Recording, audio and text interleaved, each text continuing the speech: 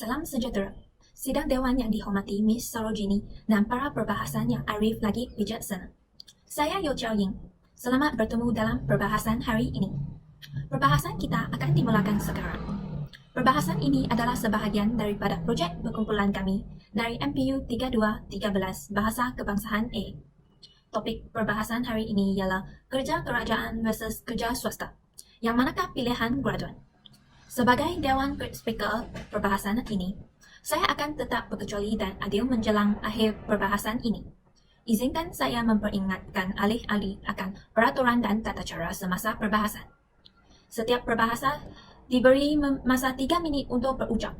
Isu sensitif yang berkaitan dengan agama, perkauman dan menyentuh peribadi seseorang adalah dilarang. Izinkan saya untuk memperkenalkan ahli-ahli yang akan hujah-hujah serta bidasan pada perbahasan kali ini. Pihak penyokong diwakili oleh Tan Yen Chin, Chen Kuan-teng dan Hao Shixin. Pihak pembangkang diwakili oleh Hao Chin-tian, Tae Wei-en dan Leong Hui-ching. Tidak melengkah-lengkah lagi, kita mulakan tirai perbahasan pada hari ini. Dengan ini, saya mempersilakan Tan Yen Chin dari pihak penyokong. Salam sejahtera kepada semua. Nama saya Tan Yen Chin, penyokong 1 tentang kerja kerajaan. Isi 1 adalah jaminan pekerjaan. Faktor utama yang menjadi pertimbangan para graduan yang memilih sektor kerajaan adalah dari segi jaminan kerja dan ketetapan pencen yang akan diperolehi selepas tamat berkhidmat. Memang tak dinafikan bahawa ini adalah antara aspek utama yang dipandang oleh mereka yang menginginkan kerja kerajaan. Sebagai contoh, golongan skim pencen akan menerima pencen bulanan pada kadar tertentu dan meningkat pada kadar 2% setiap tahun selepas bersara. Para graduan lebih sukakan kerja kerajaan disebabkan jaminan kerja. Setiap bidang kerjaya mempunyai persatuan dan koperasi yang berdaftar. Mereka akan melindungi kepentingan anda dalam sektor kerajaan dan ianya menyebabkan majikan sukar untuk membuang pekerja kecuali dengan cara pencen sahaja. Kerja menjadi lebih terjamin dengan adanya akta dan surat perintah yang diberikan oleh pihak kementerian kepada setiap bidang. Akta dan surat itu akan melindungi kerjaya anda kecuali jika anda melakukan kesalahan tata tertib dan melanggar etika kerja. Isi 2 adalah banyak bonus dan allowance. Setiap musim raya bekerja, kerajaan akan menerima bonus daripada pihak kerajaan kepada semua pekerjanya. Ianya adalah normal jika majikan sentiasa menghargai pekerjanya setiap kali musim perayaan. Bukan itu sahaja, setiap bulan juga kerajaan akan menyediakan bonus tetap khidmat awam sebagai tanda perhargaan kepada usaha dan kerja yang dilakukan setiap hari. Ianya akan menjadikan gaji yang anda terima lebih tinggi dari kadar biasa. Selain itu, terdapat berbagai allowance diberikan kepada penjawat awam untuk memudahkan dan juga memberikan kelebihan sebagai kaki tangan kerajaan. Antara allowance yang diberikan kepada kaki tangan kerajaan adalah allowance rumah dan allowance sara hidup. Terutamanya antara kelebihan lain yang ada dalam sektor kerajaan ialah pekerja bakal menerima allowance rumah yang boleh digunakan untuk menyewa kediaman berdekatan pejabat. Allowance rumah juga berbeza mengikut lokasi kerja yang pekerja terima. Isi yang terakhir, isi 3 adalah cuti yang fleksibel. Satu lagi kelebihan kerja kerajaan adalah cuti yang agak banyak jika dibandingkan dengan sektor swasta.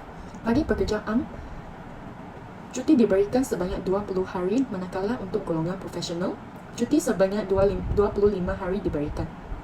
Ini tidak termasuk cuti sakit dan juga cuti bersalin yang boleh digunakan sehingga 3 bulan. Contohnya di bawah bahagian perlindungan bersalin Akta Kerja 1955, setiap pekerja wanita berhak mendapat tidak kurang daripada 50 hari cuti bersalin berbayar berturut-turut jika sudah bekerja sekurang-kurangnya 90 hari untuk majikannya dalam tempoh 4 bulan yang membawa kepadanya tempoh berpantang. Walau bagaimanapun, kedua-dua sektor mempunyai jumlah cuti yang berhampir tetapi sektor kerajaan mempunyai fleksibiliti yang lebih tinggi kepada pekerjanya.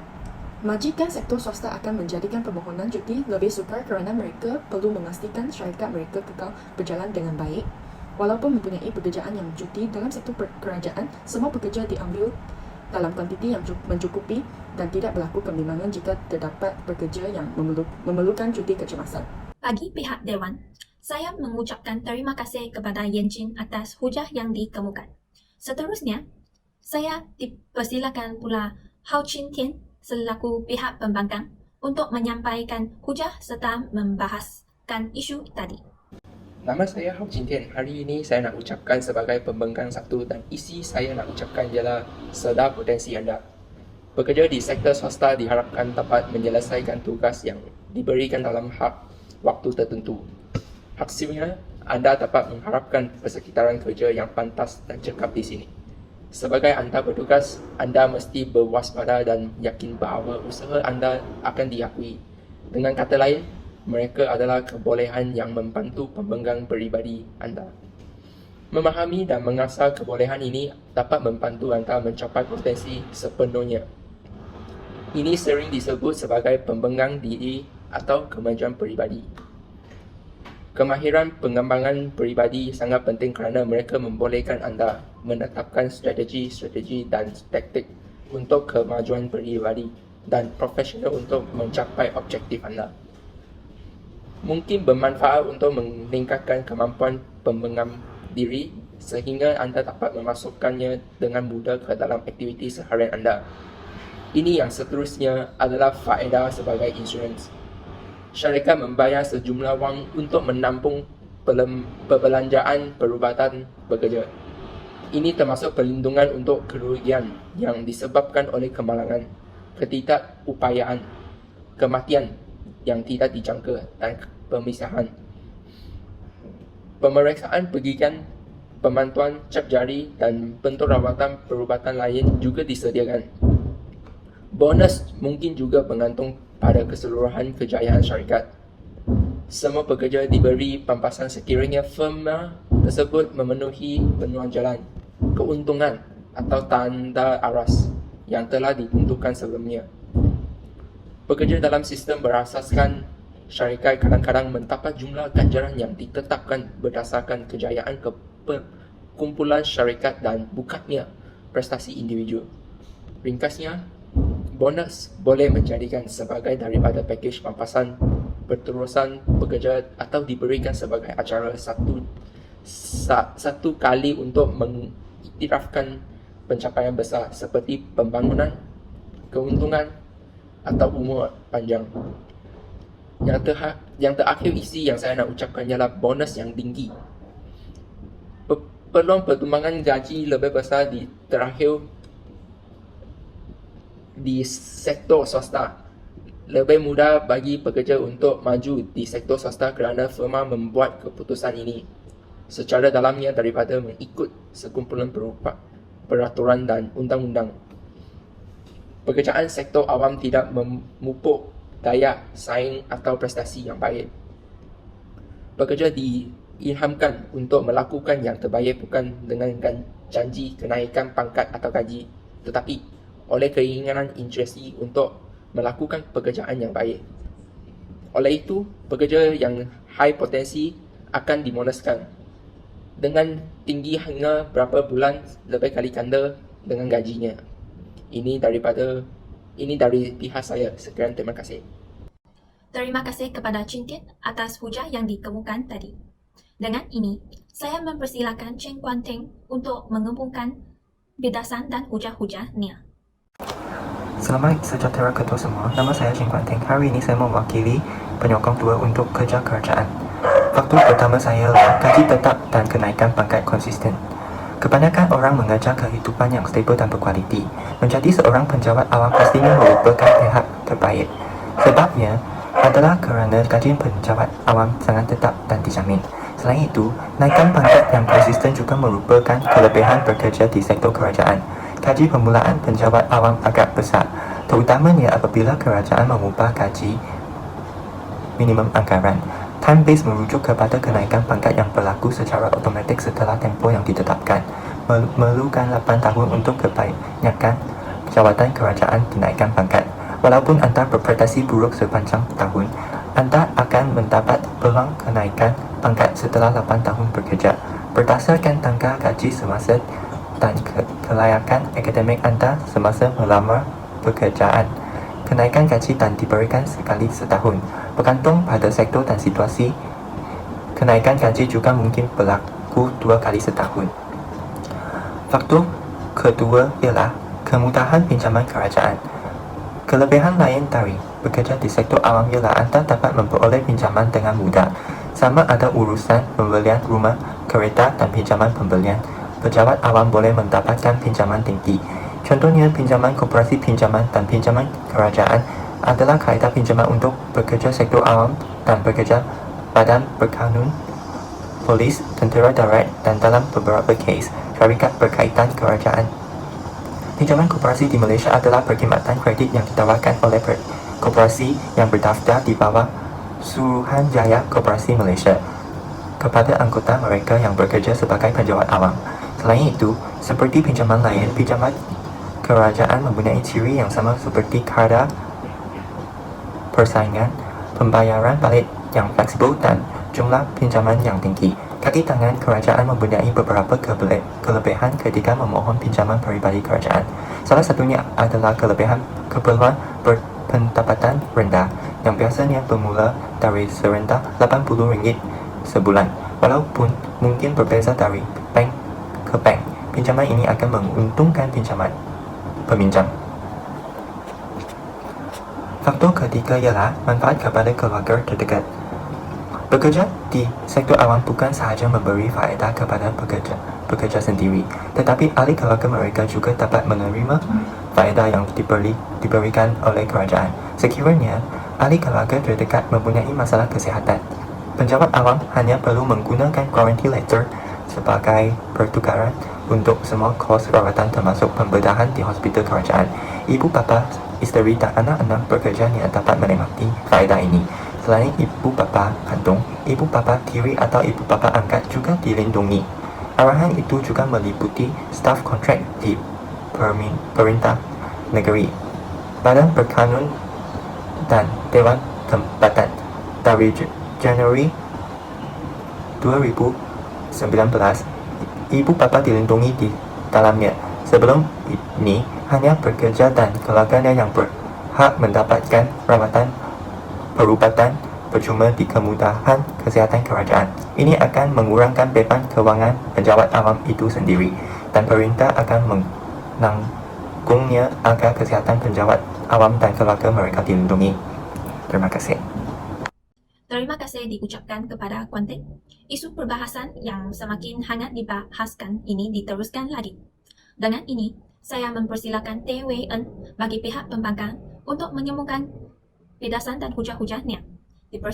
Dipersilakan. Selamat dan sejahtera. Nama saya adalah TWN, pembangkang 2 untuk kerja swasta. Isi pertama saya adalah gaji yang tinggi. Pekerjaan kerajaan biasanya mempunyai gaji yang lebih rendah berbanding dengan pekerjaan swasta. Sebagai contoh, guru dengan ijazah sarjana muda hanya dapat RM2,188 gaji permulaan. Guru dengan ijazah sarjana muda kemudian akan dapat RM2,391 gaji permulaan.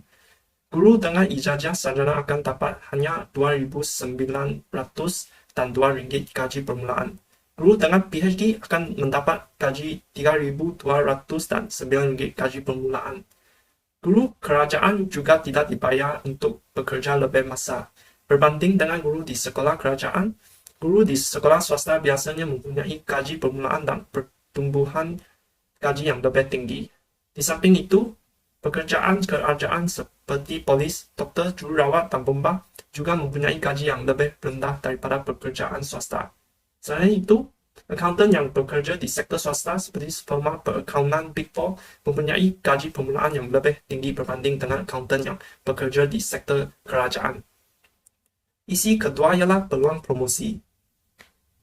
Kalau graduan bekerja di sektor kerajaan, mereka perlu menunggu senior pegawai besar, hanya mereka boleh dapat promosi ke jabatan yang tinggi. Inilah kerana jaminan pekerjaan di sektor kerajaan. Pegawai senior biasanya akan bekerja sehingga besar pada berumur 60 tahun. Seterusnya, sektor kerajaan tidak mempunyai banyak kerja jabatan yang tinggi. Ini menyebabkan pekerja senior yang berbakat dan rajin kurang mendapat peluang untuk promosi. Sebagai contohnya, Malaysia mempunyai 41 timbalan pesuruh jaya polis, 23 pesuruh jaya polis, 1 timbalan ketua polis negara, dan 1 ketua polis negara. Hanya sebilangan polis dapat promosi ke jawatan yang tinggi. Manakala sektor swasta menawarkan banyak peluang untuk promosi, graduan boleh dapat promosi ke jawatan yang tinggi kalau mereka bekerja berusaha dengan bersungguh-sungguh. Isi yang ketiga ialah peluang belajar. Satu kelebihan yang dapat ditawarkan oleh pekerjaan swasta adalah peluang untuk belajar. Sektor swasta dapat berkembang dan menyesuaikan diri dengan kadar yang cepat.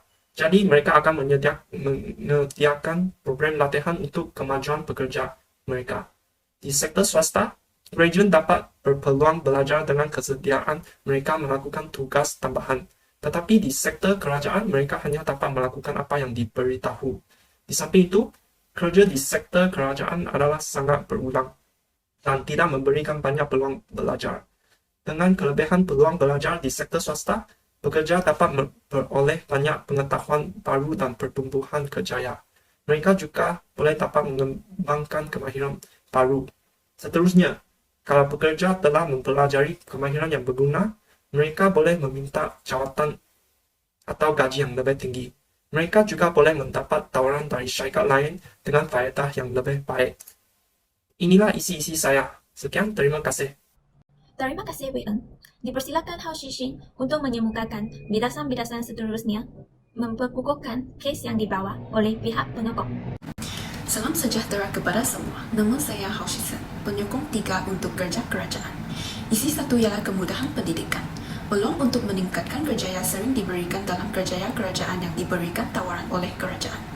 Jika berminat untuk sambung dan lanjutkan pendidikan sama ada di dalam atau luar negara, terdapat beberapa skim bahkan penajaan akan diberikan. Selain daripada itu, kemudahan cuti belajar bergaji penuh juga akan diberikan yang bermakna cuti yang diluluskan oleh pihak berkuasa melulus kepada PPP untuk mengikuti kursus atau pengajian di mana dalam tempoh tersebut pegawai dibayar gaji. Imbuhan tetap dan lain-lain allowance yang berkelayakan mengikut syarat dan peraturan yang ditetapkan sama ada dengan atau tanpa beasiswa. Ini adalah salah satu cara untuk menaikkan pangkat dan grade gaji. Ini adalah bertujuan untuk meningkatkan kualiti perkhidmatan pegawai yang juga akan meningkatkan prestasi kementerian dan kerajaan pada umumnya. Isi 2, dari aspek kesihatan, kaki tangan kerajaan tidak perlu risau dari segi kos perubatan sekiranya mendapatkan rawatan di hospital-hospital kerajaan. Masalah kesihatan termasuk melakukan pembedahan yang tidak dikenakan bayaran dengan hanya menunjukkan guarantee letter. Selain itu, penjawat awam juga boleh memilih kad perubatan yang khas untuk penjawat awam bagi mendapatkan rawatan yang lebih komprehensif dan segera di hospital swasta.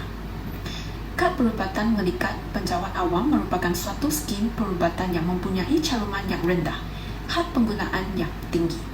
Fasiliti hospital kerajaan juga telah setara dengan fasiliti hospital swasta, malah kebanyakan kes yang memerlukan pakar di hospital swasta akan dirujuk ke hospital kerajaan. Dengan kelebihan itu, penjawat awam dapat menjimati pikulan perbelanjaan keluarga. Akhirnya, perkara yang menjadi buruan setiap manusia adalah memperoleh rasa terjamin dan memiliki keuangan yang stabil. Apabila Anda bekerja di sektor kerajaan, Anda akan memperoleh wang pensiun seumur hidup apabila usia perkhidmatan Anda telah mencapai tempoh tamat. Anda akan diberikan pilihan untuk mencari skim kumpulan wang simpanan pekerja KWSP atau skim pensiun. Rata-rata ramai yang bekerja di sektor kerajaan akan memilih untuk mendaftar dengan skim pensiun kerana faedah skim pensiun itu sendiri. Dengan skim pensiun, pesara akan tetap mendapat sebahagian gaji bulanan walaupun telah bersara. Kadar ganjaran yang pensiun yang akan dibayar bergantung kepada tempoh perkhidmatan yang diambil kira dan gaji hakiki bulanan yang akhir diterima oleh anggota itu. Selain daripada pensiun perkhidmatan, anggota berpensiun yang bersara atau dikehendaki bersara dari kerja kerajaan layak dibayar faedah-faedah persaraan seperti ganjaran perkhidmatan dan award wang tunai gantian cuti rehat di mana berkenaan. Oleh itu, penjawat awam tidak perlu risau tentang tidak akan menerima pendapatan walaupun telah bersara. Itu sahaja isi-isi tentang kebaikan memilih kerja kerajaan. Terima kasih diucapkan kepada Shixin. Perbahasan diteruskan lagi dengan memperkenalkan Leong Hui Ching, pembangkang ketiga bagi pihak pembangkang tampil untuk mengemukakan bidasan-bidasan dan seterusnya memperkukuhkan kes yang dibawa oleh pihak pembangkang. Dipersilakan. Selamat sejahtera kepada semua. Nama saya Lalo Bici. Hari ini saya mewakili sebagai pembangkang 3 untuk kerja swasta. Faktor yang menjadi perkiraan sebahagian peraturan adalah faktor kebebasan dan keselesaan tempat kerja. Sebahagian pekerja yang bekerja di sektor kerajaan akan ditugaskan ke kawasan kepencumalan atau dipindahkan ke timur Malaysia atau sebaliknya. Selain itu, pekerja kerajaan yang ingin tukar jawatan terpaksa menunggu bertahun-tahun lamanya sebelum dapat ditukarkan ke negeri diidamkan. Sesetengah mereka akan memilih sektor swasta kerana mereka boleh memilih tempat kerja mereka. Pekerja swasta akan diberi tempoh percubaan selama 3 atau 6 bulan bergantung kepada syarikat. Dalam tempoh percubaan ini, tidak jadi masalah langsung kalau orang berubah peluang kerja yang lebih baik. Pekerja boleh terus berhenti dan tukar kerja setelah melalui prosedur yang ditetapkan. Berbanding dengan memilih kerja di sektor kerajaan, inilah kelebihan bekerja di sektor swasta. Pada seterusnya yang ada pikiran dalam memilih sektor pekerjaan adalah kemudahan mendapat pekerjaan. Peluang pekerjaan di sektor kerajaan adalah sangat terhad dan banyak persaingan merebut jawatan-jawatan yang ditawarkan. Sebagai contohnya, pihak kerajaan perlu merekrut berdasarkan jawatan kosong dan peperiksaan peringkat kebangsaan yang sangat sukar. Suruhanjaya Perkhidmatan Awam menerima hampir 2.3 juta permohonan bekerja pada tahun 2019. Ini adalah peningkatan daripada 2 juta permohonan pada tahun 2018. Tetapi, kerajaan hanya melantik 20,000 orang untuk jawatan. Dalam kata lain, bagi setiap satu pekerjaan yang dilantik, kerajaan menerima 92 permohonan bagi mengisi kekosongan tersebut. Walau bagaimanapun, mereka lebih mudah mendapat pekerjaan swasta kerana pengambilan pekerja swasta berlaku sepanjang tahun. Kemudian keputusan dan kemahiran komunikasi yang baik biasanya membantu pemohon mencari pekerjaan swasta. Komunikasi antara majikan dan pekerja juga mungkin merupakan salah satu faktor yang menyebabkan para memilih pekerjaan. Komunikasi dengan baik adalah satu alat yang amat penting di tempat kerja. Apabila komunikasi berkesan berlaku, mesej akan dihantar dan diterima dengan tepat akan memastikan bahawa pengurusan dan pekerja berada di halaman yang sama. Di samping itu, komunikasi yang baik dapat meningkatkan kerja berpasukan dan menghasilkan kolaborasi projek yang lebih baik. Komunikasi pejabat yang sangat baik dapat membantu pekerja berkomunikasi dengan berkesan dengan pelanggan dan rakan sekerja. Pekerja boleh berkomunikasi dengan majikan dengan mudah dan secara langsung kerana alasan ini. Berlain dengan sektor swasta, pekerja tidak boleh berkomunikasi dengan majikan atau jawapan yang lain dengan secara langsung dan efektif. Ini akan menyebabkan komunikasi kurang baik dan kecekapan kerja sungguh lemah. Sekian, terima kasih. Terima kasih kepada kedua pihak kerana menyelesaikan perbahasan mereka. Sekarang, saya akan mengumumkan pemenang pihak untuk perbahasan hari ini. Pasukan yang menang untuk berbahas hari ini adalah pihak penyokong kerana membenarkan dan analisis isi-isi yang mereka berikan untuk berbahas hari ini. Ketika berbahas berakhir, saya ingin mengucapkan terima kasih untuk semua perbahasan untuk berbahas hari ini dan ahli-ahli yang mengambil bahagian dalam perbahasan hari ini. Sekian, terima kasih.